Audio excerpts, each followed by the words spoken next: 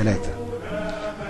ممكن تكون كبرت في السن، واللي بيكبر في السن مش بيحس باللي حواليه، مش بيحس بالالتزامات اللي عليه. كبرت في السن ومش داري بالدنيا، وساب البلد السماسرة اللي حواليك يتحكموا فيها ويبيعوا زي ما هم عايزين ويشتروا.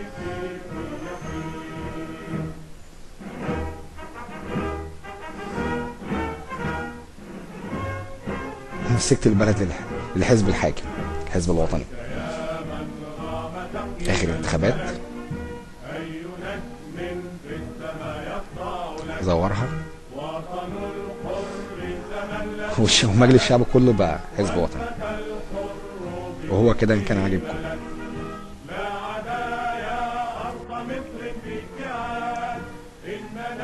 نيجي ونتكلم على الانجازات. ممكن تكون عملت انجازات كتير من وجهة نظرك ومن وجهة نظر السماسرة اللي حواليك، وانا اؤيد ده واقول لك انت عملت انجازات 100%، والتاريخ هيكتب انجازاتك 100%. عملت انجازات للشعب المصري 100%، من كباري، من مشاريع. الكباري طبعا الدنيا كلها واقفة في مصر، الشوارع كلها واقفة. مشاريع زي توشكا لحد الآن ما خلصتش، دي الانجازات نقولوا عليها 100%.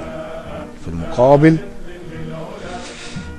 ضيعت 80 مليون في المية كرامة وعزة نفس وشموخ الشعب المصري. الشعب المصري خير جنود الأرض، بيتقال عليهم في جميع الدول العربية، في دول الخليج، دول العالم. الشعب المصري الجبان، الشعب المصري الخسيس، الشعب المصري الجعان، الشعب المصري الحرامي، الشعب المصري الشعب المصري الشعب المصري 80 مليون. الشعب المصري شتيمة، تيت شتيمة. دي بقى صفة الشعب المصري، ودي نظرة شعوب العالم لينا.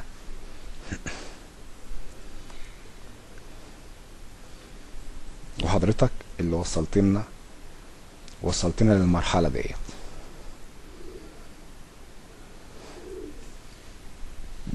عند شعوب العالم الشعب المصري كله مبارك، كله سياسة مبارك. يا اخي احنا مش موافقين على السياسة بتاعتك، من حقنا نعبر، من حقنا نقول مش موافقين على السياسة بتاعتك. الست الكبيرة اللي اتكلمت عن كرامة الشعب المصري، ست كبيرة في السن، مش هتعيش قد ما عاشت، مش مستنية من الدنيا حاجة.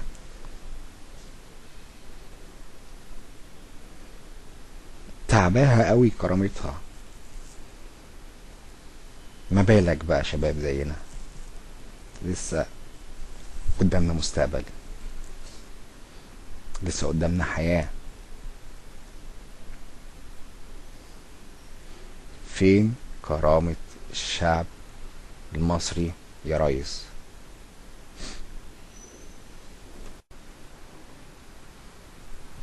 كفاية كده يا ريس، التاريخ مش هيرحم.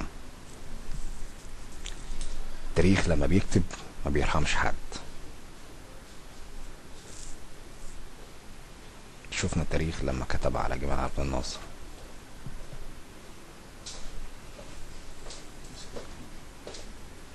ممكن تبقى زي جمال عبد الناصر. هنشوف دلوقتي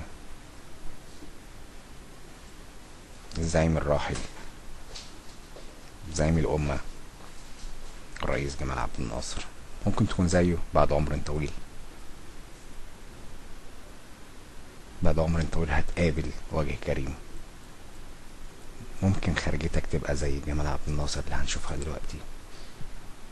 هنجيب لك جنازة عبد الناصر والأحداث اللي بتحصل دلوقتي، ونشوف الناس مع جمال عبد الناصر كانوا عاملين ازاي، ومعاك في الوقت الحالي عاملين ازاي. ممكن تكون او تتحب، او الناس تخرج عليك وتموت نفسها زي ما حصل مع جمال عبد الناصر. تعال نشوف. زي ما احنا شايفين دي جنازة الزعيم الراحل جمال عبد الناصر. قد ايه الناس كانت بتحب بعضها، قد ايه الناس كانت شايفاه حلو، كانت شايفاه بطل من جميع الدول العربية، من جميع دول العالم. في المقابل شايفين المظاهرات ضد سيادتك دلوقتي. تعال نشوف مع بعض.